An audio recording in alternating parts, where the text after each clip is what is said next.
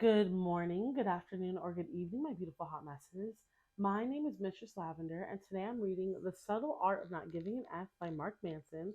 I'm on chapter 7, Failure is the Way Forward. We left off on page 150. I'm at the top of the page, and for many years. But if you don't even know who I am or where I'm at, you might as well start at episode 1, silly, and you might as well like, comment, and subscribe. But if you do know where I left off, let's begin. And for many years, I never knew what to say to them. There's the girl whose parents are immigrants and saved for their whole lives to put her through med school. But now she's in med school and she hates it. She doesn't want to spend her life as a doctor. So she wants to drop out more than anything. Yet she feels stuck.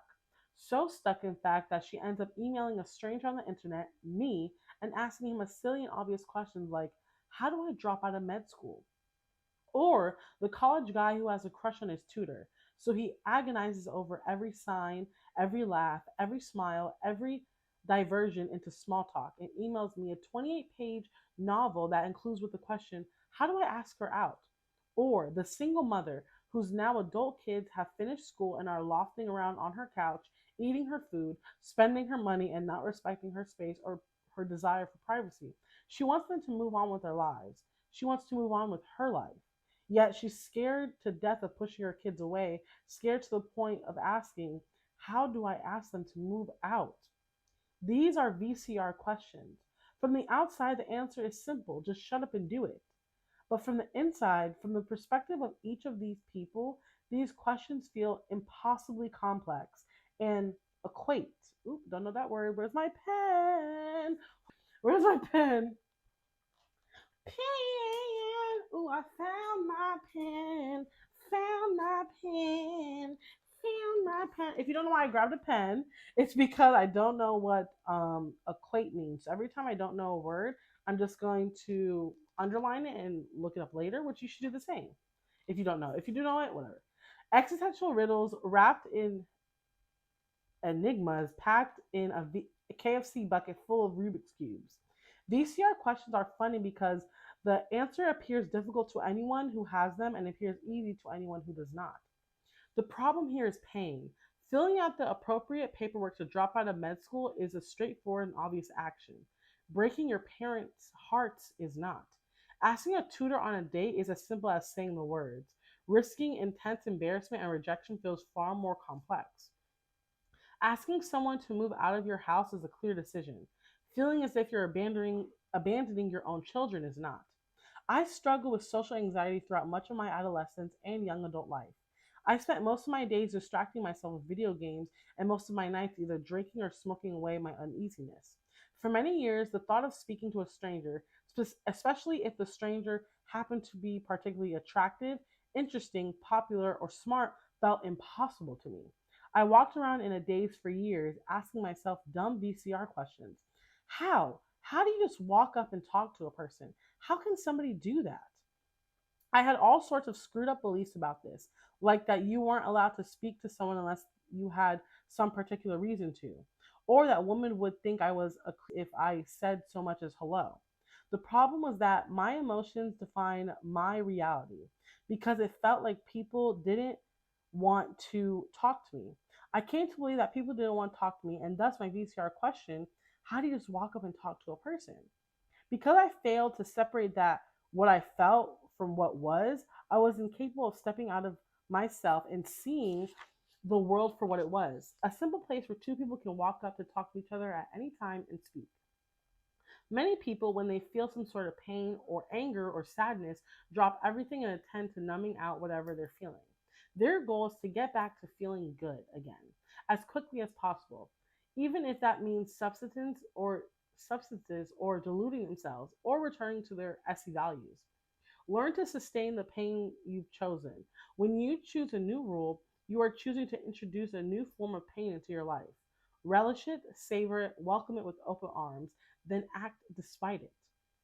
I won't lie, this is going to feel impossibly hard at first, but you can start simple. You're going to feel as though you don't know what to do, but we discussed this. You don't know anything. Even when you think you do, you really don't. You really don't know what the F you're talking about. So, really, what is there to lose? Life is about not knowing and then doing something anyways. All of life is like this. It never changes. Even when you're happy, even when you're farting fairy dust, even when you win the lottery and buy a small fleet of jet skis, you still won't know what the heck you're doing. Don't ever forget that and don't ever be afraid of that. The do something principle. In 2008, after holding down a day job for all of 6 weeks, I gave up on the whole job thing to pursue an online business. At the time, I had absolutely no idea what I was doing, but I figured if I was going to be broke and miserable, I might as well be while working on my own terms. And at the time, all I seemed to really care about was chasing girls. So F it. I decided to start a blog about my crazy dating life. The first morning that I woke up self-employed, terror terror quickly consumed me. I found myself sitting with my laptop and realized for the first time that I was entirely responsible for all of my own decisions, as well as the consequences of those decisions. I was responsible for teaching myself web design, internet marketing, search engine optimization, and other strict topics. It was all on my own shoulders now. And so I did what any 24-year-old would do who just quit his job and had no idea what he was doing. I downloaded some computer games and avoided work like it was the Ebola virus. As the weeks went on and my bank account turned from black to red, it was clear that I needed to come up with some sort of strategy to get myself to put in the 12 or 14-hour days that are necessary to get a new business off the ground. And that plan came from an unexpected place. When I was in high school, my math teacher, Mr. Packwood, used to say, if you're stuck on a problem, don't sit there and think about it, just start working on it. Even if you don't know what you're doing, the simple act of working on it will eventually cause the right ideas to show up in your head. Ooh, period. During that early self-employment period, when I struggled every day, completely clueless about what to do and terrified of the results or lack thereof, Mr. Packwood's advice started beckoning me from the recesses of my mind. I heard it like a mantra. Don't just sit there, do something. The answers will follow. Period. Don't just sit there, do something. The answers will follow. In the course of applying Mr. Packwood's advice, I learned a powerful lesson about motivation. It took about 8 years for this lesson to sink in, but what I discovered over those long, grueling months of bombed product launches, laughable advice columns, uncomfortable nights on friends' couches, overdrawn bank accounts, and hundreds of thousands of words written, most of them unread, was perhaps the most important thing I've ever learned in my life. Action isn't just the effect of motivation, it's also the cause of it, period. Most of us commit to action only if we feel a certain level of motivation. And we feel motivation only when we feel enough emotional inspiration. We assume that these steps occur in a sort of chain reaction like this: emotional inspiration, motivation, desirable action. If you want to accomplish something and don't feel motivated or inspired, then you assume you're just screwed. There's nothing you can do about it. It's not until a major emotional life event occurs that you can generate enough motivation to actually get off the couch and do something. The thing about motivation is that it's not only a three-part chain, it's an endless loop: inspiration, motivation, action, inspiration, motivation, action, etc. Your actions create further emotional reaction and inspirations and move on to motivate your future actions. Taking advantage of this knowledge, we can actually reorient our mindset in the following way: action, inspiration, motivation. If you lack the motivation to make an important change in your life, do something, anything, really. And then harness the reaction to the action as a way to begin motivating yourself. I call this the do something principle. After using it myself to build my business, I began teaching it to readers who came to me perplexed about their VCR questions. How do I apply for a job? How do I tell this guy I want to be his girlfriend? And the like. During the first couple of years, I worked for myself. Entire weeks would go by without me accomplishing much, for no reason other than I was anxious and stressed about what I had to do, and it was too easy to put everything off. I quickly learned, though, that forcing myself to do something, even in the menial of tasks, quickly made the larger task so much easier. I had to redesign an entire website. I'd force myself to sit down and would be like, okay, I'll just design the header right now. But after the header was done, I found myself moving on to other parts of the site.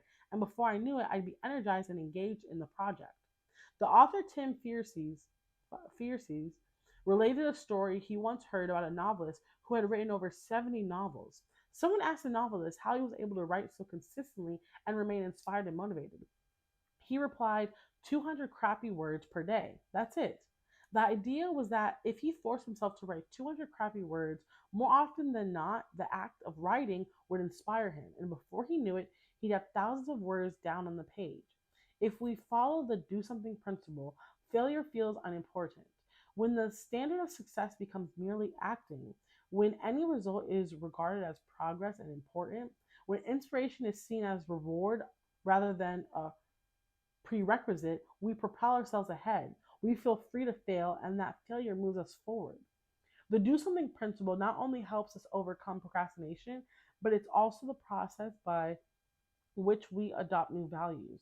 If you're in the midst of an existential storm and everything feels meaningless, if all the ways you used to measure yourself have come up short and you have no idea what's next, if you know what you've been hurting yourself. Wait, what?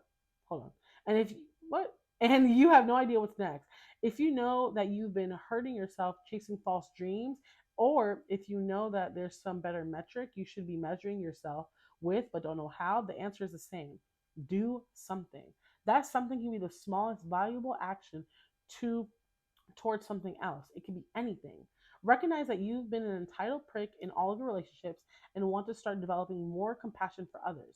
Do something. Start simple. Make it a goal to listen to someone's problem and give some of your time to helping that person.